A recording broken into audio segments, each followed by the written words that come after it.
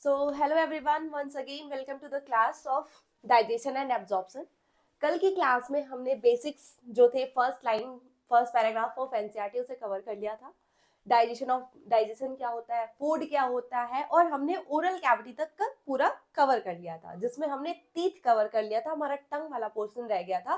तो अब हम टंग से स्टार्ट करेंगे। So let's start without wasting a time.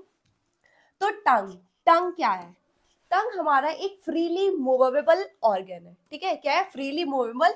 और कैसा है? मस्कुलर ऑर्गन है। तो टंग जो है हमारे पास एक फ्रीली मूवेबल मस्कुलर ऑर्गन है। अगर मैं बोल रही हूँ ये मस्कुलर ऑर्गन है, तो कौन से टाइप का मसल प्रेजेंट होगा? तो टंग में जो होती है हमारे पास स्केलेटल मसल प्रेजेंट होती है। स्केलेटल मसल प्रेजेंट होगी। अब हम सभी जानते हैं कि जो स्केलेटल मसल होता है वो हमारा कैसा होता है? वॉलेंट्री होता है। मतलब आप अपने टंग को जो है ना कहीं पे भी मूव कर पाते हैं, बिकॉज वो कैसा है? स्केलेटल मसल से बना हुआ है। अब जो टंग होता है फ्रीली मूवेबल हो गया, मस्कुलर ऑर्गन हो गया, ऑर्गन ऑफ टेस्ट। मतलब टेस्ट हम कैसे करते हैं? कोई भी फूड लिया है तो किस टेस्ट आ रहा है? सोर है, बिटर है, या फिर खट्टा है, कैसा है, ये कौन बताएगा? टंग। तो इसलिए इसको बोलते हैं गस्टो रिसेप्टर ऑर्गन। गस्टो मतलब होता है टेस्ट। गस्टो रिसेप्टर्स उस पे प्रेजेंट होते हैं जिससे आपको टेस्ट आता है, इसलिए इसको गस्टो रिसेप्टर ऑर्गन भी कहते हैं। साथ ही साथ टंग हमारा हेल्प करता है स्पीच में, बोलने में। जब आपका टंग यहाँ से वहां मूवमेंट करता है तो उससे प्रोड्यूस होती है हमारी क्या? वॉइस में हेल्प करता है। तो स्पीच में हेल्प करता है इन बोलस फॉर्मेशन। बोलस फॉर्मेशन मतलब जब आप फूड को लेते हो और हमारी टीथ जो होती है उसे च्यू करके छोटे छोटे पार्ट्स में डिवाइड कर देती है, और वो स्लाइवा की मास मिक्स करके जो फूड होता है उसको हम क्या करते हैं? चीव करते हैं। चीव करने के बाद वो क्या हो जाएगा? ऐसे मिक्स सा हो जाएगा। मतलब वो कैसा? थोड़ा सा कह सकते हैं गीला गीला सा हो जाएगा और स्लाइवा के साथ मिक्स होके। तो इस चीज को हम बोलते हैं बोलस। क्या बोलते हैं? बोलस। ठीक है। तो जो स्लाइवा के साथ फूड डाइजेस्ट होकर के मिल जाए, बन जाएगा, उसे हम बोलेंगे बोलस। बोलस मतलब ऐसे छोटे छोटे गोल गोल से बोल्स में कन्वर्ट हो जाएगा, तो बोलस। तो ये सलाइवा से मिक्स, टंग जो होता है सलाइवा से फूड को मिक्स करने का काम करता है। तो that's why it helps in bolus formation. अब जो टंग होता है वो क्या होता है? फ्रीली मूवेबल है। तो मतलब एक साइड तो वो पूरी तरीके से फ्री है, लेकिन जो दूसरी साइड है वो ओरल कैविटी के फ्लोर से क्या होती है? हमारी अटैच्ड होती है। ओरल या फिर बकल कैविटी के फ्लोर से अटैच्ड होगी। कैसे? By cord like frenulum. ये बहुत इंपॉर्टेंट वर्ड है। फ्रेनुलम से अटैच्ड होगी। किससे अटैच्ड होगी? फ्रेनुलम से। तो फ्लोर ऑफ बकल कैविटी पे हमारी अटैच्ड होगी टंग बाई फ्रेनुलम। और ये हमारे पास नीट में पहले भी पूछा जा चुका है। तो मार्क द वर्ड फ्रेनुलम, कि हमारी जो टंग अटैच्ड होगी बाय हेल्प ऑफ फ्रेनुलम। ठीक है।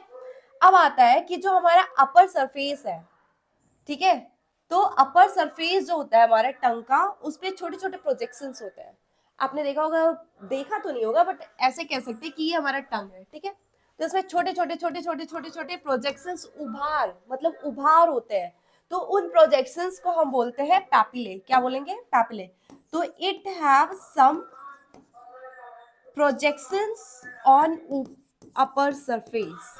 कहाँ पे होंगे? Upper surface. नीचे वाले पे तो होते नहीं है, जिसको हम क्या बोलते हैं? पैपिले बोलते हैं। ठीक है। जिनको हम क्या कहते हैं?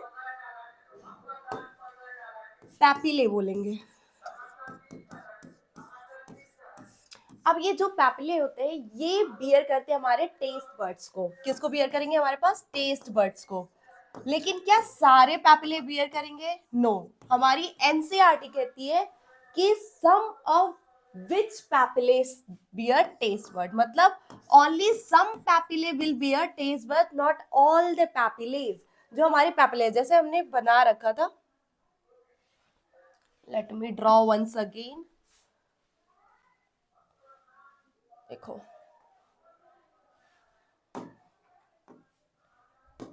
ये मानो हमारा टंग है, टंग का अपर वाला सरफेस है। ठीक है। तो इस सरफेस पे छोटे छोटे प्रोजेक्शंस होंगे, ऐसे उभार होंगी। ठीक है। और इन उभार पे हमारे पास होगा टेस्ट बर्ड्स, नॉट ऑल, बाकी किसी किसी पैपिलेज में ऐसे छोटे छोटे टेस्ट बर्ड्स लगे होंगे, और इन्हीं टेस्ट बर्ड्स से जो होती है हमारी नर्व्स अटैच्ड होंगी, जो हमारे टेस्ट सेंसेशंस को लेकर के जाएंगी ब्रेन तक, पूरे ब्रेन तक, और बताएंगी कि आखिर हमने कैसा खाना खाया है, मीठा था, तीता था, खट्टा था कि कैसा था। ठीक है, तो पैपिलेज होंगे, पैपिलेज बियर करेंगे टेस्ट बर्ड्स। अब मैं हल्का हल्का सा, बहुत मोटा मोटा सा बताऊंगी, क्योंकि बहुत ज्यादा डिटेल में नहीं पूछा जाता है कि हमारे पास कितने टाइप्स के ये पैपिलेज या टेस्ट बर्ड्स होते हैं। तो हमारे पास मेनली जो होते हैं 4 टाइप्स के होते हैं। ठीक है, लेट मी ड्रॉ, यहाँ पे बताती हूँ मैं कि जो हमारे टेस्ट बर्ड्स होते हैं वो हमारे पास 4 टाइप के होंगे। ठीक है, तो अगर ये टंग है,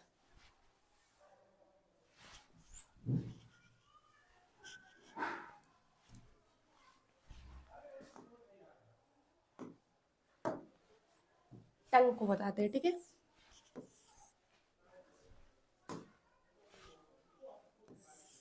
ये रहा हमारा टंग, सॉरी,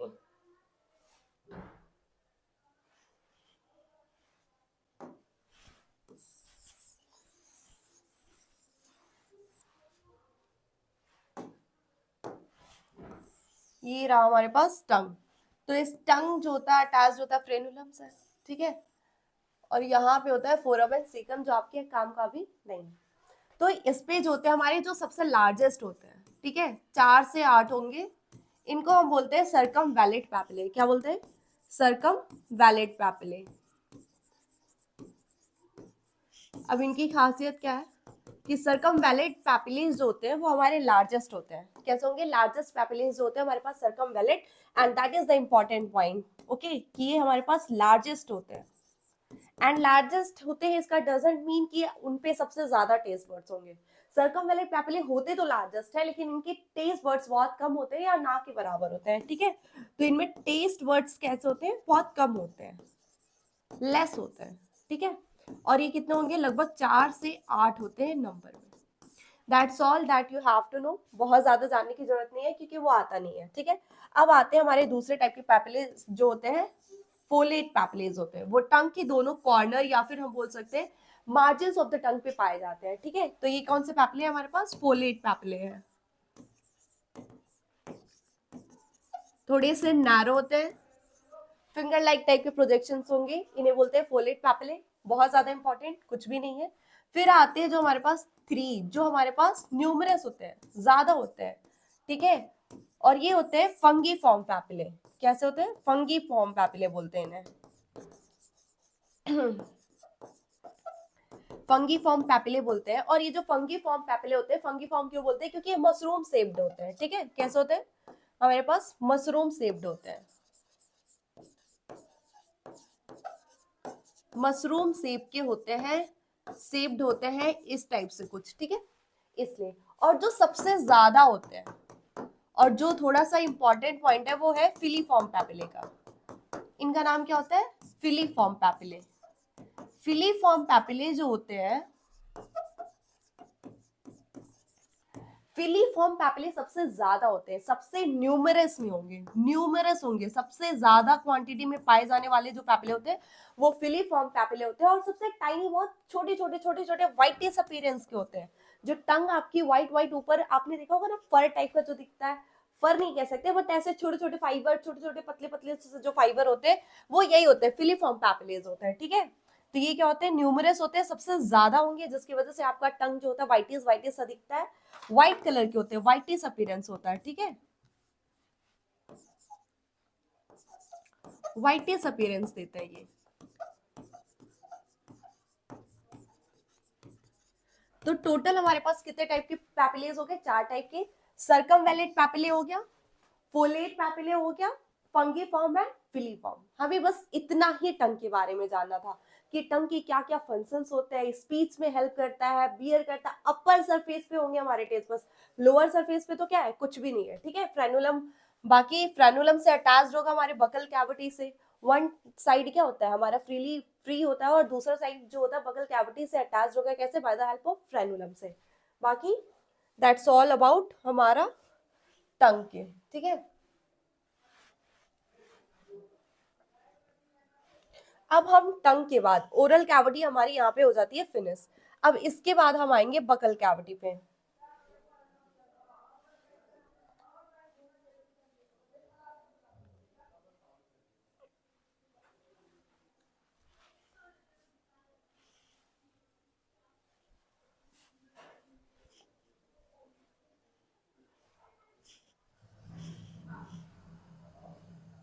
अब हम आ गए बकल कैविटी पे।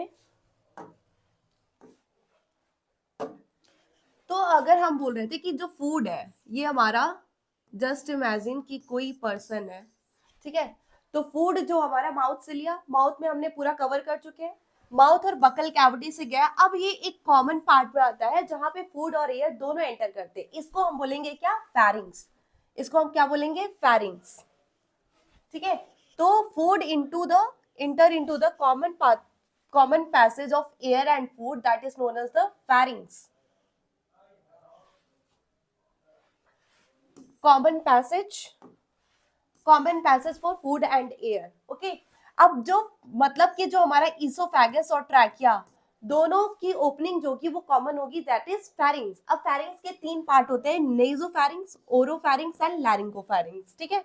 क्या क्या होगा, नेजोफेरिंग्स, ओरोफेरिंग्स एंड लैरिंगोफेरिंग्स। नेजोफेरिंग्स क्या होगा, जहां से एयर ओपन होकर के आएगा कॉमन पाथवे में, उसे बोलेंगे नेजोफेरिंग्स, दैट इज ये नेजल ओपनिंग है, और नेजल ओपनिंग का ये जो पार्ट है दैट इज ये हमारा हो गया नेजोफेरिंग्स, ठीक है। और जो माउथ से पार्ट निकल के गया, ये वाला पार्ट जो हो गया हमारा क्या हो गया, ओरोफेरिंग्स हो गया।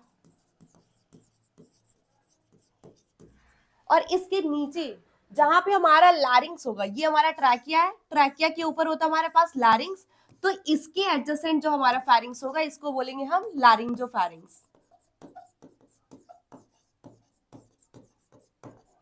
ठीक है। तो हमारे पास फेरिंग्स के तीन पार्ट हो गए, नेजोफेरिंग्स, ओरोफेरिंग्स एंड लैरिंजोफेरिंग्स, ठीक है। तो दैट्स ऑल अबाउट हमारे फेरिंग्स के कॉमन पैसेज है पाथवे के लिए, और फिर ये हमारा फेरिंग्स होगा ओपन कर जाएगा हमारे ईसोफेगस में, ठीक है। तो जो फूड का मूवमेंट हम यहाँ पे देख रहे हैं कि माउथ में आया, माउथ से फिर कॉमन ओपनिंग फेरिंग्स में आया, फेरिंग्स के बाद आ रहा है हमारा ईसोफेगस में ओपन होगा, ठीक है। अभी एक और क्वेश्चन आता है हमारे पास कि कॉमन पैसेज है हमारे पास, अभी जैसे मैंने बोला कि कॉमन पैसेज है कि यहाँ पे एयर और फूड दोनों आएगा, तो अब इसके बाद हमारी ओपनिंग स्टार्ट होती है, ये हमारी ओपनिंग है, ठीक है। तो हमारे पास यहाँ पे जैसे ही फूड है, जैसे मैं ये बोल रही हूँ कि हमारे पास दो ओपनिंग है, ये हमारे पास ट्रैकिया की ओपनिंग है,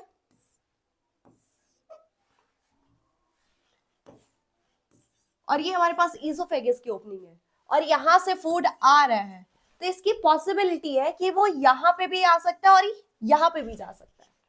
तो कैसे हम करेंगे कि ये ट्रैकिया में ना जाकर के हमारी ईसोफेगस में ही एंटर करे, तो इसके लिए जो होती है हमारे पास एक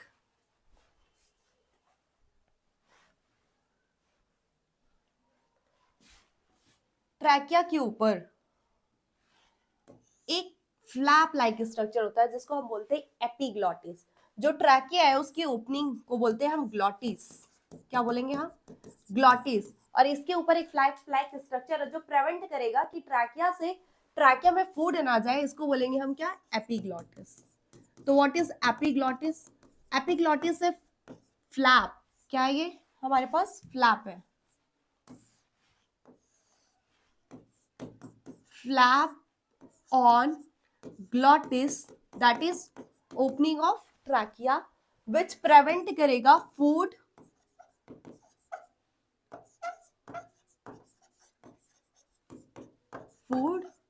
from entering into trachea।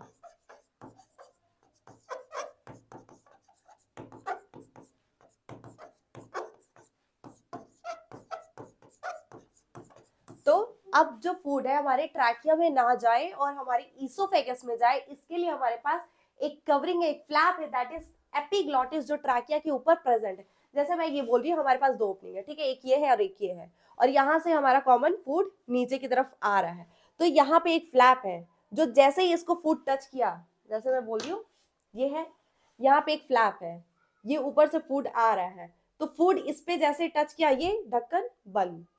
अब ये ढक्कन बंद तो फूड कहाँ जाएगा, पीछे की तरफ, ठीक है, पीछे की तरफ। यही मैं बता रही हूँ कि हाँ ये दो ओपनिंग है, एक ये और ये इसके ऊपर लगा है फ्लैप। जैसे ही फूड आया, जैसे ही फूड गिरा, एक बार और एक्सप्लेन करती हूँ मैं अच्छे से कि ये दो ओपनिंग है, ठीक है। ये रहा ट्रैकिया, ये रहा हमारे पास ईसोफेगस, ठीक है। अब यहाँ पे फूड आ रहा है, अब इस ट्रैकिया के ऊपर ये है एपिग्लॉटिस। तो जैसे ही फूड इसको टच किया, ठीक है, ये फ्लैप क्या हो गया, बंद, ढक, ये ढक गया। अब फूड क्या करेगा, अब जब ये फ्लैप पूरी तरीके से इस तरीके से बंद हो गया, अब फूड क्या होगा, इसमें आएगा डायरेक्ट, ठीक है। तो ये प्रिवेंट करता है। इसी वजह से क्या होता है कि कभी कभी जब हम बात बोलते हैं ना, बात करते करते ना खाएं, तो जब हम बात कर रहे होते खाते हैं तो एपिग्लॉटिस क्या ऐसे ऊपर नीचे ऊपर नीचे ऊपर नीचे होते रहता है। तो बाई मिस्टेक अगर फूड जो होता है ट्रैकिया में थोड़ा सा भी एंटर करता है तो हमें तुरंत क्या होने, हिकअप्स आने लगते हैं। तो दैट इज द रीजन कि हमें हिचकी क्यों आती है। तो हिचकी तुरंत आने लगी जिससे क्या हो कि ट्रैकिया से फूड आउटफ्लो करके वापस से चला जाए, ठीक है। वैसे तो एपिग्लॉटिस है प्रिवेंट करने के लिए, लेकिन आप बक बक बक बक बक किए रहेंगे तो क्या होगा कि वो पूरी तरीके से कवर नहीं कर पाता है, ठीक है। तो अब हमारा फूड आ गया हमारे इसोफेगस में। कहाँ आ गया, इसोफेगस में। तो let's talk about oesophagus. Pharynx से हमारा फूड आया इसोफेगस में। इसोफेगस क्या है, एक थिन लॉन्ग ट्यूब है। क्या है, थिन लॉन्ग ट्यूब है, एक लंबी सी बस ट्यूब है ये, जो कहां से कहां तक आएगी, हमारे नेक में, थॉरेक्स में and upper part of diaphragm तक, ठीक है। तो ये कहाँ है, नेक में, थॉरेक्स में और ये डायफ्राम के ऊपर तक हमारा इसोफेगस है। कैसा है, थिन लॉन्ग ट्यूब है। ओपन करेगा हमारे स्टमक में, यहां से हमारा आया स्टार्ट स्टमक। तो ये हमारे ओपन कहां पे कर रहा है, स्टमक में ओपन करेगा, ठीक है। ओपन करेगा हमारे पास स्टोमक में एंड पोस्टीरियर टू ट्रैकिया, मतलब ट्रैकिया के पीछे है। अब बहुत लोग कंफ्यूज होते हैं कि आगे कौन है पीछे कौन है। तो डू रिमेम्बर कि ट्रैकिया हमारा आगे होता है, उसके पीछे होता है हमारा एसोफेगस। तभी तो लंग्स हमारे क्या है आगे, उसके नीचे हमारा स्टमक है तो उसके पीछे से जाएगा ट्रैकिया आगे की तरफ। ये जो हमारा ये क्या है ट्रैकिया, इसके पीछे हमारा थिन पतला सा लंबा ट्यूब जिसको बोलते हैं इसोफेगस। इसोफेगस का सबसे इंपॉर्टेंट पॉइंट क्या है कि इसोफेगस में कोई भी डाइजेशन या एब्जॉर्प्शन नहीं होता। Mark this one with, this is very very very much important कि इसोफेगस में कोई भी डाइजेशन और एब्जॉर्प्शन नहीं होगा। Oesophagus is just a pathway या फिर पैसेज है जो ले करके जाएगा फूड को, कहां से, माउथ के फैरिंग से लेकर के स्टमक में, आपके पेट में ले जाने के लिए बस वो रास्ता देगा, ठीक है। तो ये एक थिन लॉन्ग ट्यूब है, ओपन करेगा स्टमक में, पोस्टीरियर होगा ट्रैकिया के, और यहाँ पे कोई डाइजेशन या एब्जॉर्प्शन नहीं होगा। अब हमारा फूड जो है ट्रेवल करते करते कहाँ आ गया, ट्रेवल करते करते आ गया हमारे पास स्टमक में। स्टमक क्या है, एक बैग है, एक थैला जहां पे तुम्हारा फूड आकर के रुकेगा, ठीक है। तो it is a J shaped bag structure. कौन से शेप का है ये, जे शेप का है, ठीक है। रुको बनाते हैं।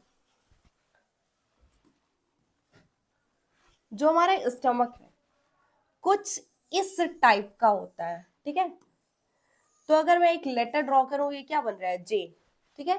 तो कैसा है स्टमक हमारे पास, जे सेपेड बैग स्ट्रक्चर है, लोकेटेड होता है अपर लेफ्ट पोर्शन में, ठीक है। तो हमारा स्टमक, ये अगर हमारी बॉडी है कंप्लीट, तो मैं ड्रॉ करती हूँ अच्छे से।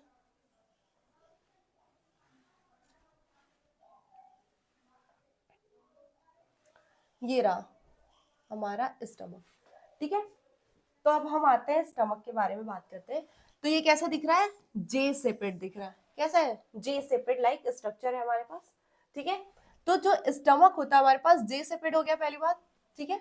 और दूसरा जो है ये बैग है जहां पे तुम्हारा फूड आकर के रुकेगा। और ये बॉडी के किस पार्ट में होता है, अगर मैं बॉडी को ऐसे डिवाइड करूं चार पार्ट में, तो ये अपर पार्ट में आएगा, ठीक है। किधर आएगा, ये अपर पार्ट में होता है। जो हमारी बॉडी होती है ना वो 9, जो एब्डोमेन होता है वो 9 क्वाड्रेंट्स में डिवाइडेड होता है। That is not the part of your subject, but मैं थोड़ा थोड़ा सा बात करती हूँ। इस तरीके से आपकी बॉडी का जो एब्डोमेन होता है 9 पार्ट में डिवाइडेड होता है। तो ये इस अपर, या फिर मैं अगर सिर्फ 4 में डिवाइड करूँ आपके लिए, ठीक है। ये सिर्फ 4 में, तो ये अपर पार्ट में और लेफ्ट पार्ट में आता है। अब इतना तो क्लियर है कि राइट में तो नहीं होता है स्टमक, राइट में लीवर है और लेफ्ट में हमारे पास क्या है, स्टमक है, ठीक है। तो और ऊपर और नीचे कहाँ है, पेट, ये रहा हमारे पास, ठीक है। तो लेफ्ट, अपर लेफ्ट पोर्शन में हमारे पास स्टमक आएगा, ठीक है। अब स्टमक की और क्या बात है, और क्या क्या हमें पढ़ना है स्टमक के बारे में। तो स्टमक जो होता है इसके मेनली 4 पार्ट होते हैं, ठीक है। कितने होते हैं, 4 पार्ट होते हैं। अपर लेफ्ट पोर्शन में होता है 4 पार्ट होते हैं, और वो 4 पार्ट कौन कौन से होते हैं, लेट्स सी।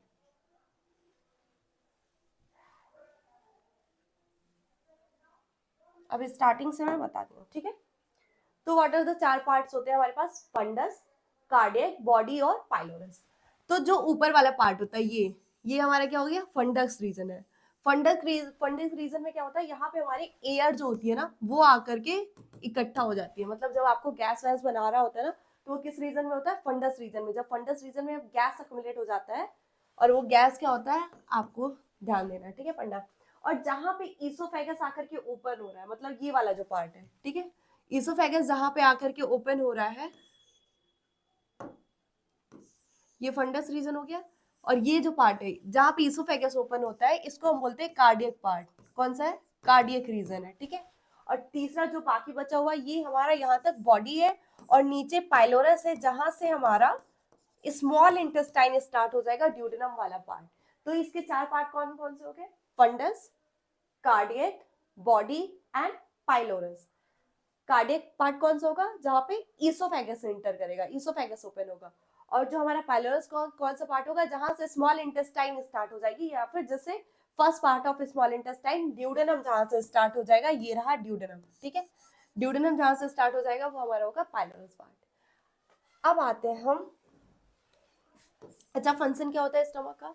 स्टमक क्या करता है, स्टोर करके रखता है फूड को 4 से 5 घंटे के लिए। क्या करता है, स्टोर करता है फूड को फॉर 4 to 5 आवर के लिए। मतलब 4 से 5 घंटे आप जब खाते हैं तो आपका 4 से 5 घंटे तक खाना जो रहेगा वो हमारे पेट में रहेगा, ताकि डाइजेशन वहां से स्टार्ट हो सके, ठीक है। अब वो वाला पार्ट हम बाद में कवर करेंगे कि डाइजेशन क्या क्या होगा स्टमक में, क्या क्या, that is the part of कि डाइजेशन क्या होता है स्टमक में, वो, और वो हम डाइजेशन ऑफ फूड में आगे कवर करेंगे।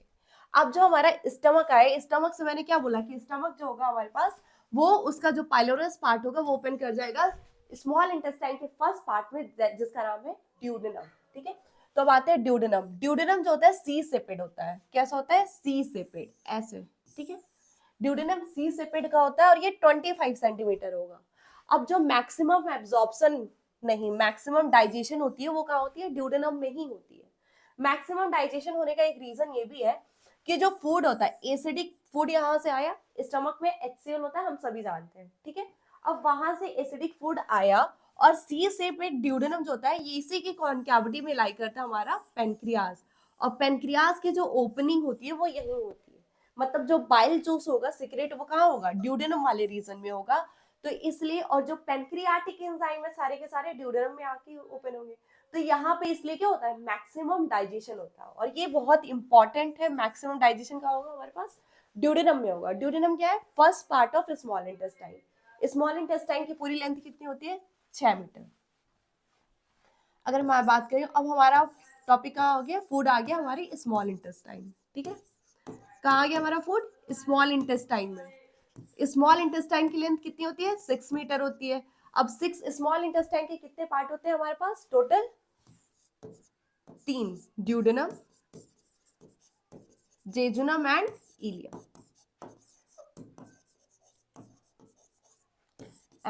इलियम, ठीक है। तो हमारी स्मॉल इंटेस्टाइन के 3 पार्ट्स हो गए, ड्यूडेनम, जेजुनम एंड इलियम। अब हम ड्यूडेनम की बात करते हैं।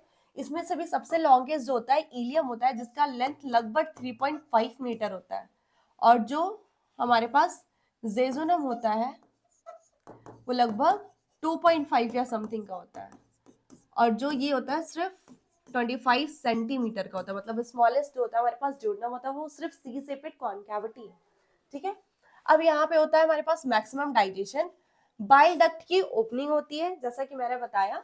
और यहाँ पे ब्रेनर्स ग्लैंड प्रेजेंट होता है सब म्यूकोसा में। ये भी हमारे पास एक स्टार पॉइंट है जो बहुत बहुत बहुत इंपॉर्टेंट है, कि जो सब mucosa of which part of small intestine have Brunner's gland in its submucosa, तो कौन सा पार्ट है? ड्यूडेनम है, जहां पे ब्रेनर्स ग्लैंड्स हमारी प्रेजेंट होती हैं।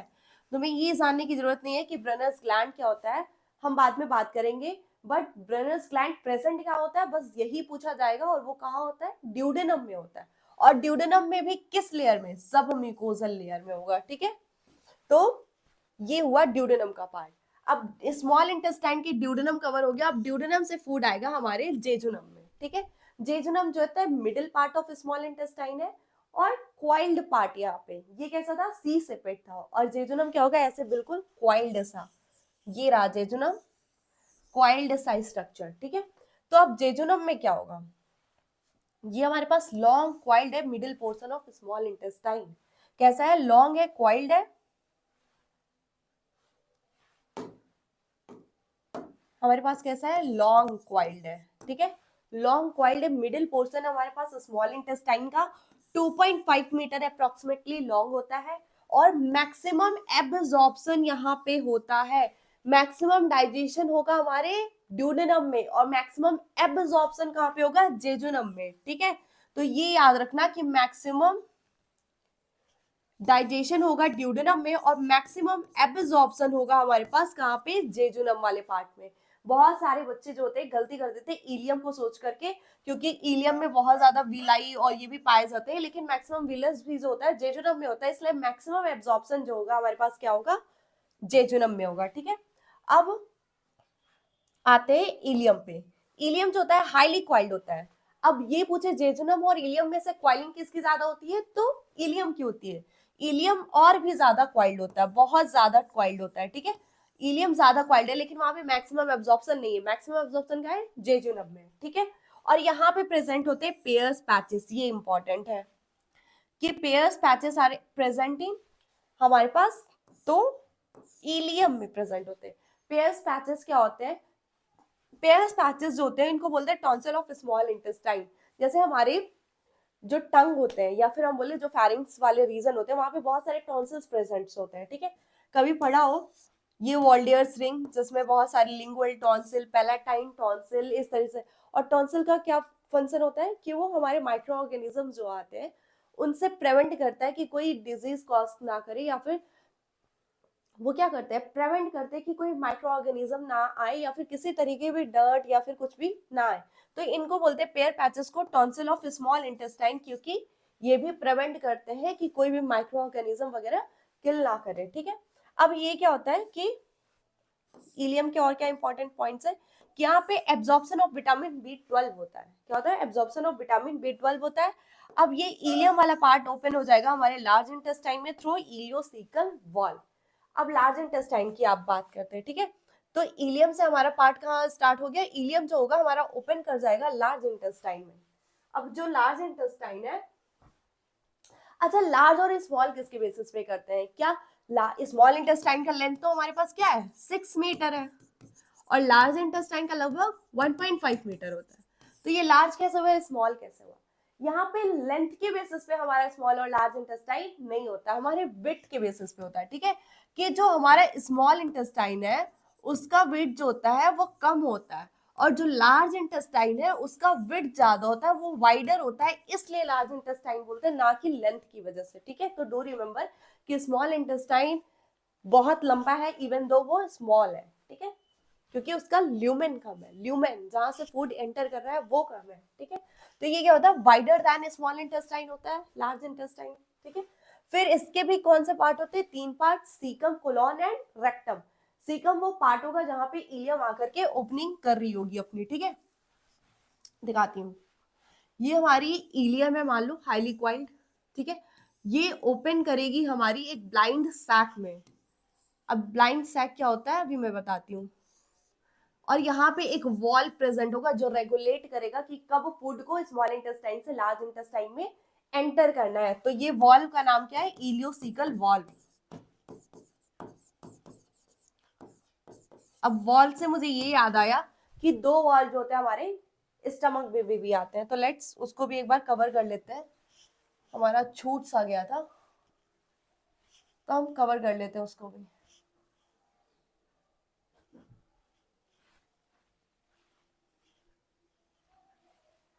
कि हमारे जो 2 वाल्व होते हैं ना वो स्टमक में भी ओपन होते हैं। जब हमारा फूड ईसोफेगस से अंदर आता है स्टमक में भी, तो हमारा एक वाल्व होता है जिसको बोलते हैं oesophageal valve, gastro oesophageal valve बोलते हैं।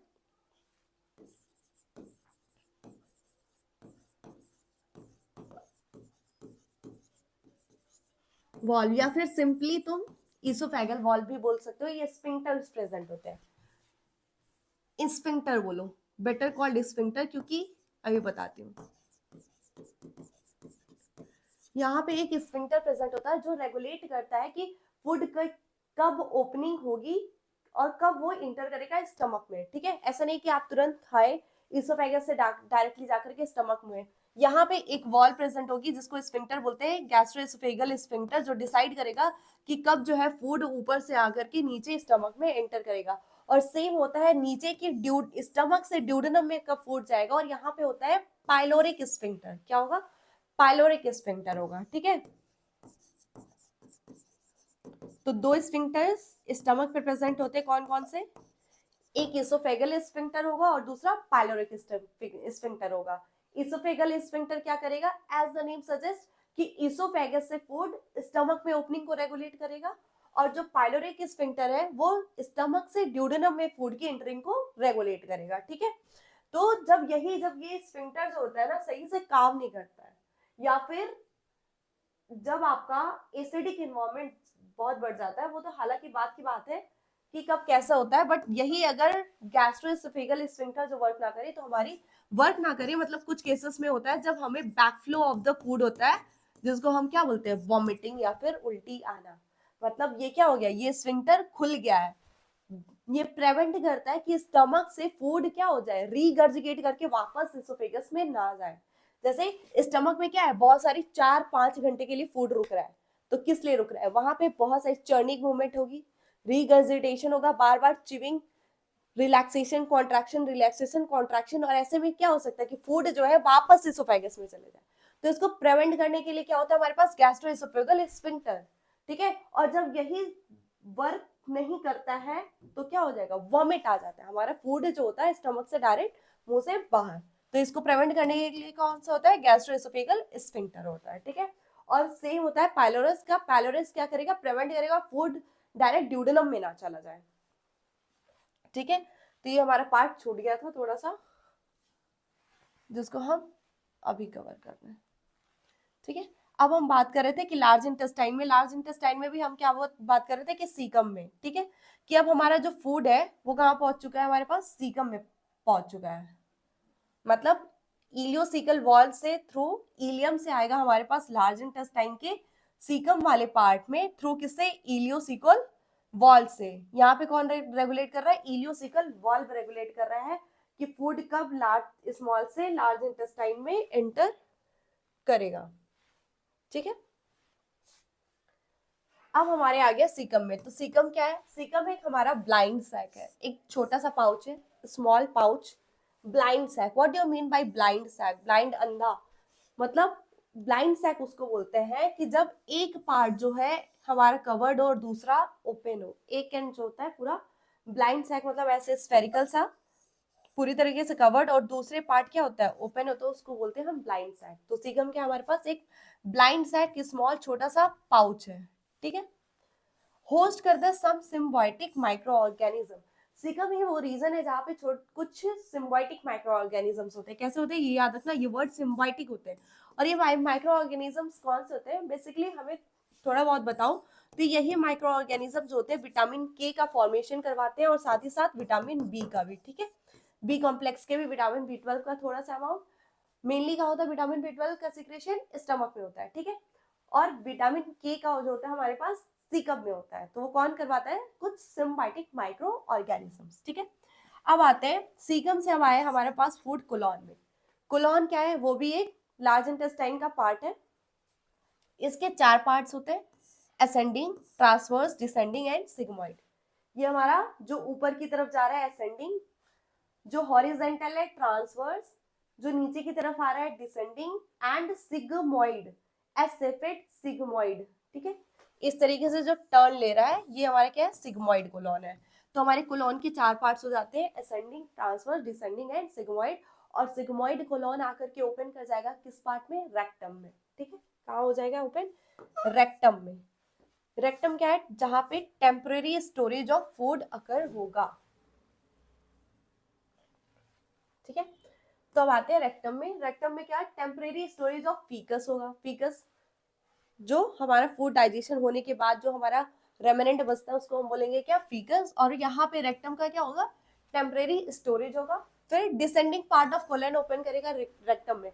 देखो होता क्या है? सिग्मोइड। लेकिन एनसीईआरटी क्या, सिग्मोइड इस तरीके से होता है, लेकिन कभी कभी ना हम सिग्मोइड कोलन को एक्सेप्ट नहीं करते, it's just a part of descending colon. ठीक है, तो इसलिए एनसीईआरटी जो लिखेगी वो तुम्हें याद रखना। और एनसीईआरटी में लिखा हुआ है कि जो डिसेंडिंग कोलन है वो ओपन कर रहा है हमारे रेक्टम वाले पार्ट में।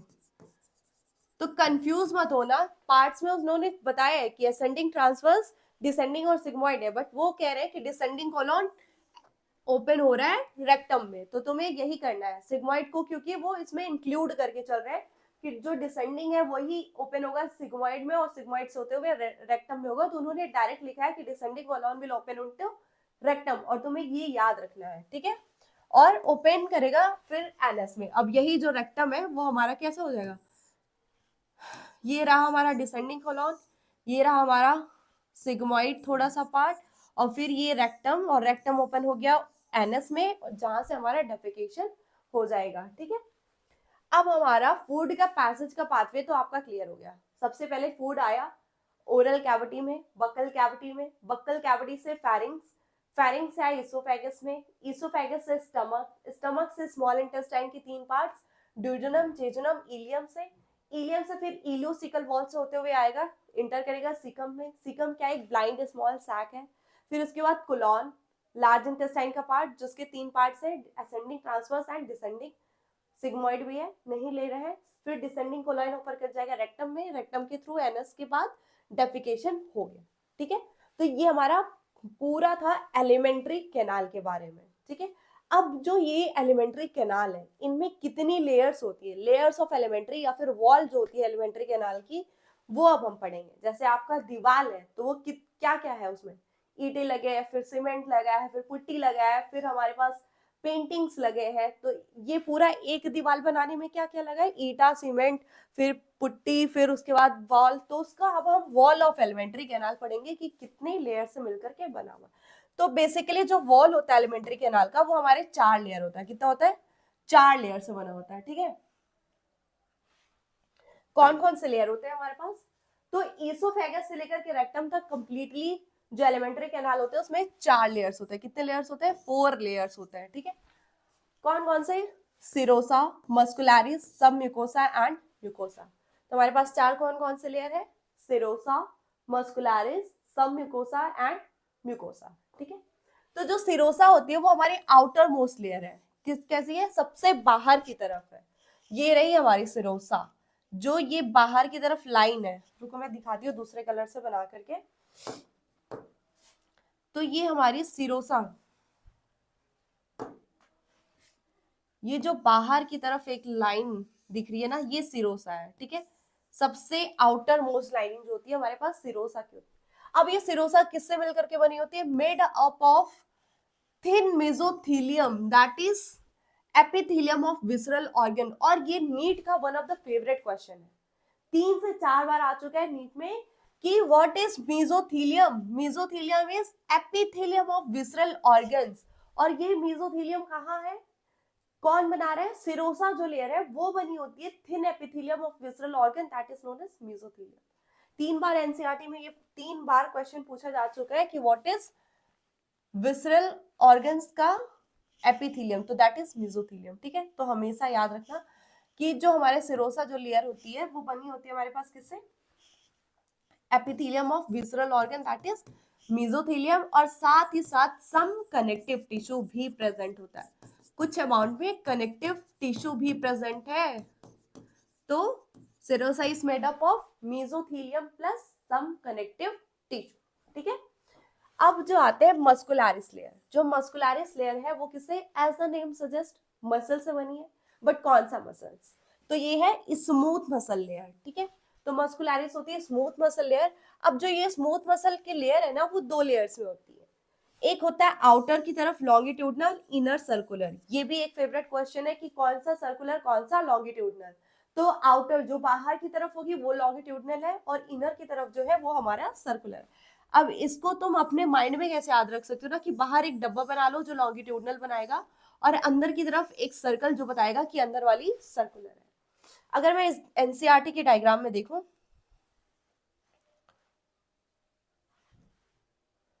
देखो, तो एनसीईआरटी के डायग्राम में ये रहा आउटर लॉन्गिट्यूडनल, ये है, और इनर सर्कुलर। अब तुम्हें बोल रहे होगे कि सर्कल सर्कल तो हमारे बाहर बने हैं, अंदर। तो अगर मैं ये देखो, आउटर वाली क्या होती है ना, रॉड लाइक होती है, ठीक है, ऐसे रॉड। और जब तुम ऐसे रॉड को ट्रांसफर सेक्शन में काटोगे तो कैसा दिखेगा, ये सर्कल सर्कल सा आ रहा है अपीयरेंस। जैसे मैं ये बोल रही हूँ, रुको, मैं कह रही हूं कि ऐसे बहुत सारे रॉड्स हैं, ठीक है, ये क्या है, रॉड्स हैं। अब तुम इनको बीच से काट रहे हो तो ये क्या आएगा, यही सर्कुलर अपीयरेंस ही तो दिखेगा। तो ये ट्रांसवर्स सेक्शन है, इसलिए जो लॉन्गिट्यूडनल है वो तुम्हें सर्कुलर दिखाई दे रहा है। बट डोंट गेट कंफ्यूज्ड कि तुम्हारा सर्कुलर जो होता है वो बाहर नहीं बल्कि किधर है, अंदर की तरफ है, और जो तुम्हारा लॉन्गिट्यूडनल है वो बाहर की तरफ है। तो this is outer longitudinal layer and this is circular layer. जबकि तुम सर्कल को काट रहे हो, दिस ये सर्कल है, इसको काटेगा तो ऐसे ही तो कटेगी, ठीक है। तो इसलिए अंदर की तरफ सर्कुलर और बाहर की तरफ लॉन्गिट्यूडनल, हमेशा दिमाग में रखना है, ठीक है। ये नहीं कि सर्कल देख करके कंफ्यूज हो जाए। रॉड से तुम उन्हें कट करोगे तो सर्कल सर्कल ही अपीयरेंस आएगा, जबकि पूरी सर्कल है तो तुम उसे कट कर रहे हो तो सेम सेक्शन आएगी तुम्हारी, ठीक है। इसलिए आउटर लॉन्गिट्यूडनल, इनर सर्कुलर, ये मस्कुलर के 2 लेयर्स हो गए, ठीक है। अब आते इसके inner layer, that is submucosa के बारे में बात करते हैं। तो submucosa is inner to the muscular layer, ठीक है। अब एक और बात कि कुछ प्लेसेस में ना तीसरी लेयर भी प्रेजेंट होती है, दैट इज ऑब्लिक लेयर, ठीक है। तो वैसे मस्कुलरिस लेयर में कितनी है, 2, outer longitudinal, inner circular. But in some places NCERT write की oblique muscles are also present. What is that place where oblique layer is also present? That is the stomach. केवल stomach ही वो organ है जहां पे हमारे पास एक और additional layer present होती है, वो क्या होती है, ऑब्लिक लेयर, ठीक है। तो सबसे बाहर होगा उसमें आउटर लॉन्गिट्यूडनल, फिर आएगा सर्कुलर, और फिर आएगा ऑब्लिक। तो ये क्या है, लॉन्गिट्यूडनल है, फिर आएगा हमारे पास सर्कुलर, फिर आएगा हमारे पास ऑब्लिक लेयर, ठीक है।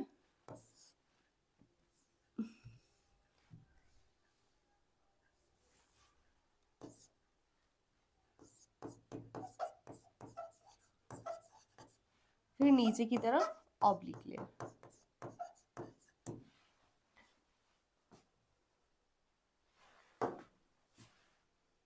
ऑब्लिक कुछ इस तरीके से प्रेजेंट है, लॉन्गिट्यूडनल,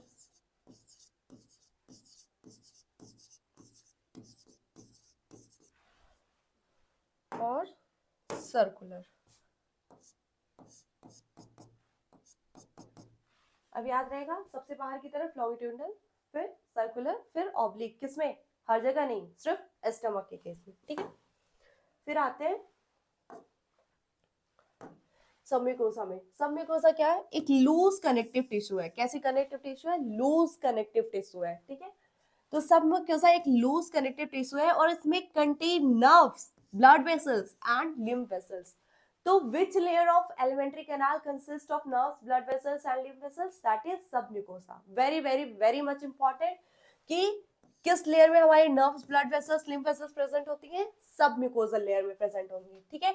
और it also presents glands in the duodenum. Duodenum में जो हम ब्रनस ग्लैंड की बात कर रहे थे वो किस लेयर में प्रेजेंट थी, सबम्यूकोसा लेयर में प्रेजेंट थी, ठीक है। तो यहाँ पे भी वो पॉइंट लिखा हुआ है, और ग्लैंड वाले पार्ट में भी पॉइंट लिखा हुआ है कि where does this Brunner's glands present. तो सब म्यूकोजल लेयर में ये प्रेजेंट होती है। Glands are present in duodenum in submucosal layer. अब आते हैं म्यूकोजा के बारे में बात करेंगे। तो म्यूकोजा जो होती है हमारे पास इनर मोस्ट लेयर है, सबसे अंदर की तरफ हमारी म्यूकोजा होगी। म्यूकोजा पे भी बेसिकली 3 पार्ट्स आ जाते हैं, ठीक है। म्यूकोजा भी 3 लेयर्स में होती है। कौन कौन से होती है? बाहर की तरफ होगी मस्कुलरिस म्यूकोसा, फिर आती है हमारे पास लैमिना प्रोप्रिया, प्रोप्रिया, फिर आती है हमारे पास म्यूकोसा। ठीक है,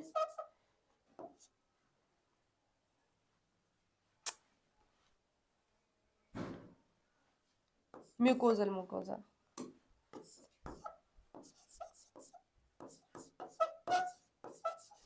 तो इसमें इंपॉर्टेंट क्या था कि जो लैमिना प्रोप्रिया होती है ना, उसमें ये इलास्टिन फाइबर्स प्रेजेंट होते हैं इसमें। ठीक है, दैट्स ऑल, बाकी आपको ज्यादा जानने की जरूरत नहीं होती है।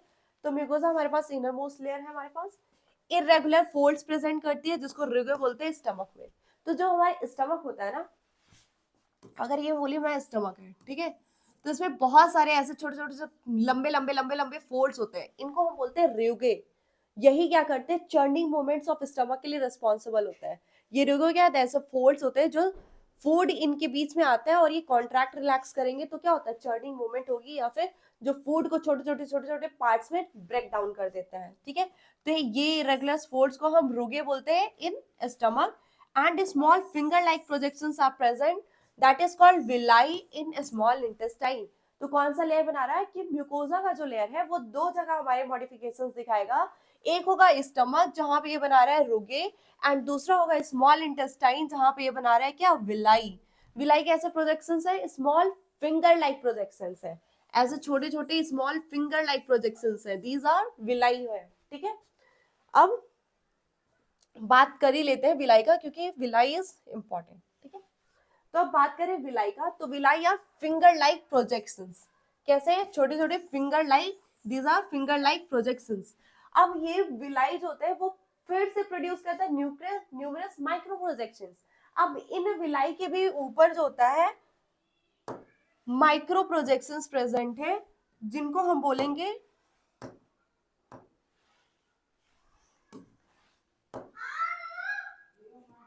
माइक्रोविलाई। ये क्या है, माइक्रोविलाई। इन विलाई के भी ऊपर क्या है, छोटे छोटे माइक्रो प्रोजेक्शंस है। ये बड़ा वाला विलाई, उसके ऊपर छोटे छोटे प्रोजेक्शंस, जिनको बोलेंगे क्या, माइक्रोविलाई। ये क्या है, माइक्रोविलाई। अब इन विलाई और माइक्रोविलाई दोनों का काम ही क्या होता है, surface area of small intestine को इंक्रीज करना ताकि मैक्सिमम एब्जॉर्प्शन हो सके। ठीक है, तो ये क्या है, इस तरीके से पूरा सरफेस एरिया बढ़ाया, ये सरफेस एरिया बढ़ाया, अब इसके ऊपर भी है, ये भी सरफेस एरिया बढ़ा रहा है।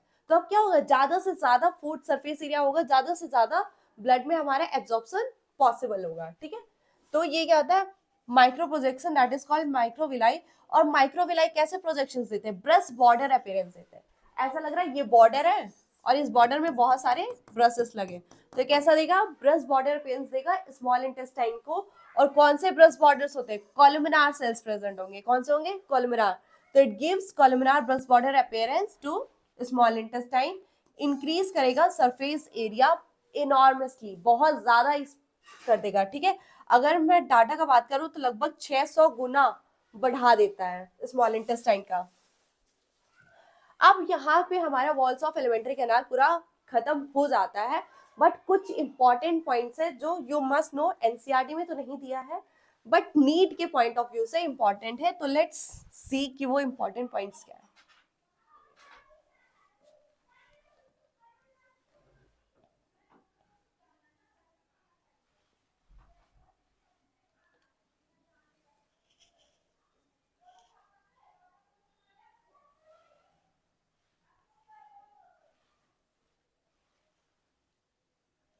तो इंपॉर्टेंट नोट्स में क्या है हमारे पास, इंपॉर्टेंट नोट में है कि हमारे पास दो टाइप के प्लेक्ससेस, मतलब नर्व प्लेक्ससेस प्रेजेंट होते हैं वॉल्स ऑफ लेयर्स में। कौन कौन से, एक है एरोब्लैक्स प्लेक्सस जो हमारा प्रेजेंट होता है मस्कुलर, जो हमारे पास 4 लेयर्स थी पूरे एलिमेंट्री कैनाल की, कौन कौन से, सेरोसा, मस्कुलरिस एंड देन सब म्यूकोसा एंड म्यूकोसा। तो जो मस्कुलरिस की 2 लेयर थी, आउटर लॉन्गिट्यूडल, इनर सर्कुलर, और इन दोनों के बीच में हमारी जो प्लेक्सस, नर्व प्लेक्सस प्रेजेंट होती है उसको बोलते हैं ऑरिब्लैक्स प्लेक्सस, और इसका दूसरा नेम क्या है, मिजेंट्रिक प्लेक्सस। ये पूछी जाती है नीट में, इसलिए मैं इसको कवर कर रही हूँ, अदरवाइज एनसीईआरटी में तो नहीं दिया है। मेसेंट्रिक प्लेक्सस या ऑरोफ्लेक्स प्लेक्सस ये कहाँ प्रेजेंट होते हैं? Between longitudinal and circular layer of muscularis, ठीक है।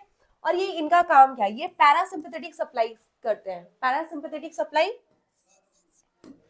कंट्रोल करेगा पेरिस्टालसिस को। हम पढ़ेंगे कि पेरिस्टालसिस क्या होता है। वैसे पेरिस्टालसिस के थ्रू क्या होता है? फूड मूव करता है, ठीक है। फूड का मूवमेंट होता है पेरिस्टालसिस के थ्रू। पेरिस्टालसिस पूरा एक टॉपिक है, हम कवर करेंगे इसको। पैरासिम्पैथेटिक सप्लाई करता है, मतलब जब हमारी बॉडी पूरी रिलैक्स में होगी तब ऑरोफ्लेक्स काम करेगा। तो इसके लिए ऑरोफ्लेक्स प्लेक्सस के 3 इंपॉर्टेंट क्या है कि पहला, ये सर्कुलर और लॉन्गिट्यूडनल मसल्स के बीच में होगा, मस्कुलर लेयर में होगा, ठीक है। और दूसरा पैरासिम्पैथेटिक सप्लाई करता है, और तीसरा पेरिस्टालसिस को कंट्रोल करता है। अब जो दूसरी प्लेक्सस है वो हमारे पास मेसेनस प्लेक्सस। दूसरे प्लेक्सस का नाम है मेसेनस प्लेक्सस। मेसेनस प्लेक्सस कहाँ प्रेजेंट होती है? प्रेजेंट होती है सब म्यूकोजल लेयर में। क्या इंपॉर्टेंट चीज सब म्यूकोजल में होती है? पहला, ब्रेनस ग्लैंड्स प्रेजेंट होता है ड्यूटम में, वो भी सब म्यूकोजल लेयर में है। और दूसरा, मेसेनस प्लेक्सस प्रेजेंट होती है, ये भी हमारे सब म्यूकोजल लेयर में प्रेजेंट होती है। ये सप्लाई करेगी सिंपैथेटिक, कंट्रोल करती है सिक्रेशन ऑफ इंटेस्टाइनल जूसेस। जो इंटेस्टाइन की जूस होती है वो कितने अमाउंट में और कब रिलीज होंगी वो कौन कंट्रोल करेगा? मेसेनस प्लेक्सस। अब ये जो दो टाइप के प्लेक्सस, मतलब ऑरिफ्लेक्स प्लेक्सस और मेसेनस प्लेक्सस, ये दोनों जो होते हैं ना, अपर 1/3 पार्ट ऑफ ईसोफेगस में एब्सेंट होते हैं, ठीक है। तो ये पूरा आज का वीडियो हमने कवर किया। कहाँ से? पूरे टंग, हमने बकल कैविटी का जो टंग वाला पोर्शन रिमेनिंग रह गया था उसे कवर किया। फिर टंग से आए हम फेरिंग्स में, फेरिंग्स से ईसोफेगस, ईसोफेगस से स्टमक, फिर स्मॉल इंटेस्टाइन, लार्ज इंटेस्टाइन, फिर हमने वॉल्स ऑफ एलिमेंट्री कैनाल को पूरा कवर कर लिया। और उनके साथ साथ जो एनसीईआरटी में हमारे पॉइंट्स नहीं दिए थे उनको भी हमने कवर किया। तो that's all about today's videos. वैसे मैं एक चीज यहाँ पे दिखा दूं कि ऑरोफ्लेक्स और मेसेनस प्लेक्सस कहाँ पे प्रेजेंट होंगे। अगर मैं एनसीईआरटी की इस डायग्राम में बात करूं तो मैंने बोला कि ऑरोफ्लेक्स प्लेक्सस जो होता है वो आउटर लॉन्गिट्यूडनल और इनर सर्कुलर के बीच में होगा। तो ये हमारा लोकेशन होगा ऑरोफ्लेक्स प्लेक्सस का। ये सब हमारे पास क्या है? ऑरोफ्लेक्स प्लेक्सस प्रेजेंट्स है, जिनका दूसरा नाम क्या होता है? मेसेंट्रिक प्लेक्सस, ठीक है।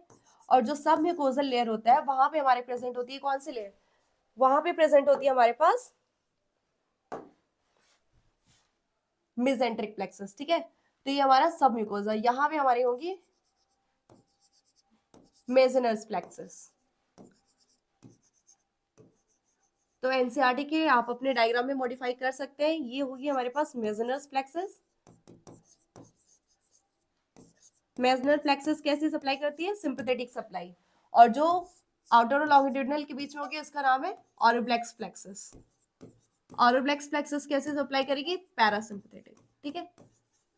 So that's all about today's video. Thank you so much for watching. We'll continue in next video.